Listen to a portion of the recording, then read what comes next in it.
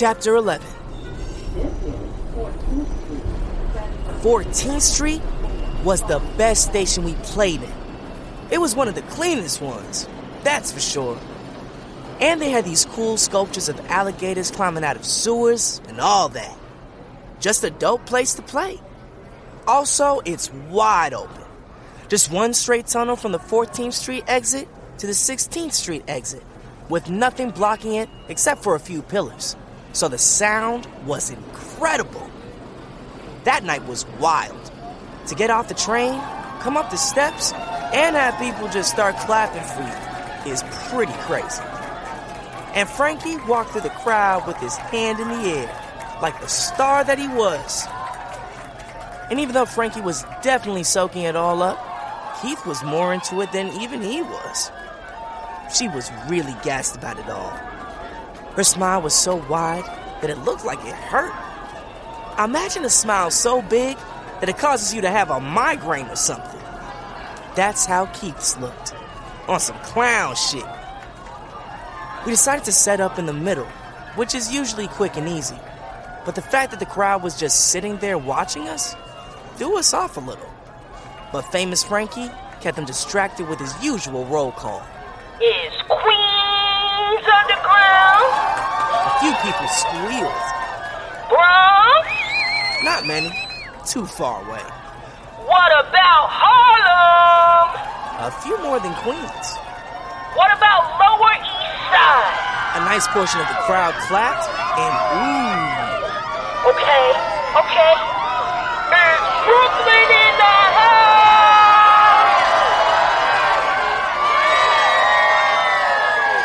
Boom!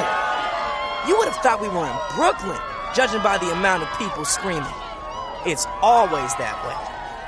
Sometimes, I wonder if everybody really lives in Brooklyn. Or if everybody just likes to scream for Brooklyn because it's the cool thing to scream for. I mean, is Brooklyn in the house?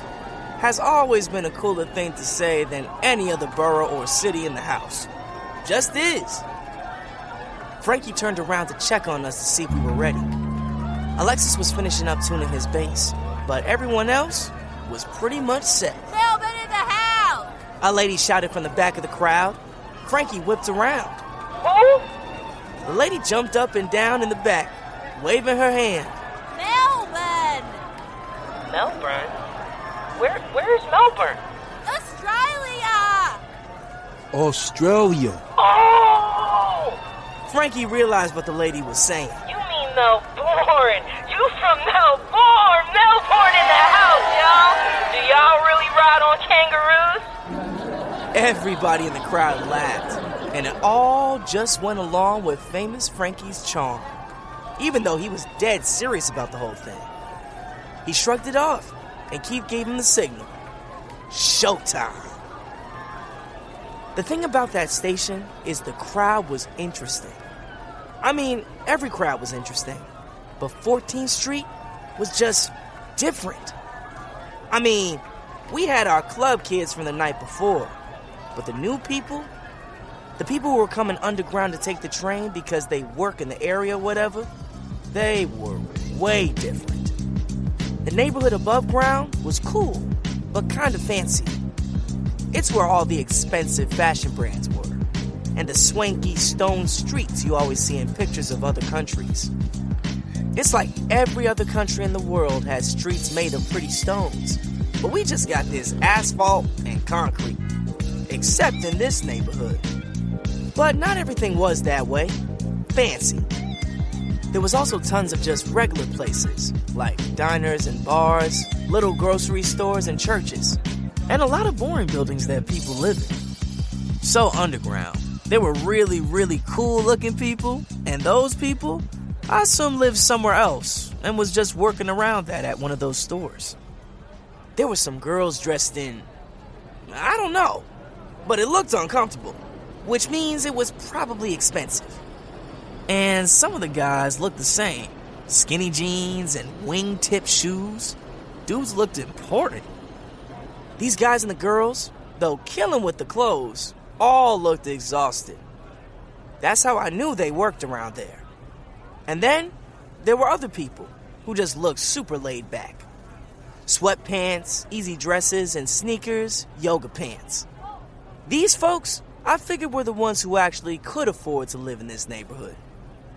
I don't know how much the rent is, but I know it's gotta be pretty high since they have stone streets. And these people didn't look tired at all. Not one bit. An interesting mix. Tonight, Keith was the lead.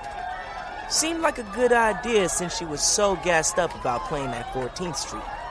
Like we were gigging at Madison Square Garden or something.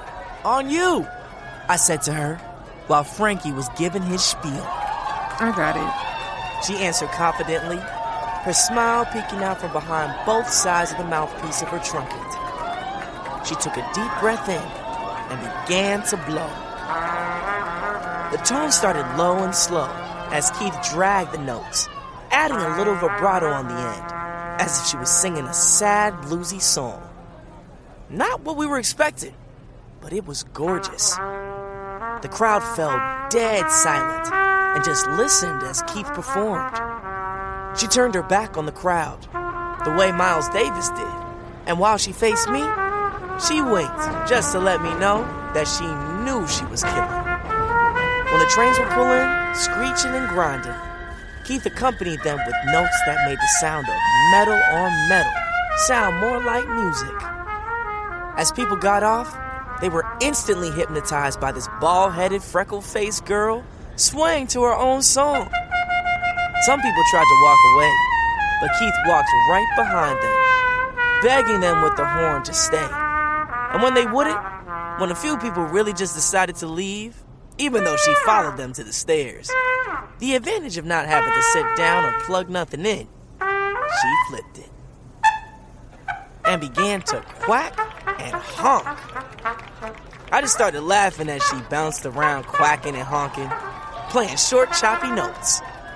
It was like she was making fun of the runaways, like she was heckling the people who didn't want to stay for the show. The audience clapped and laughed at the weird noises, not knowing that it was also Keith's signal to the rest of the band to say, "Snap out of it and let's rock." And out of nowhere, she ripped into a cool-ass version of When the Saints Go Marching In. And we were right there to bring the rest of that New Orleans sound to 14th Street. Before we knew it, Keith and Frankie were leading a dance line. Dozens of people following behind them as they marched round and round.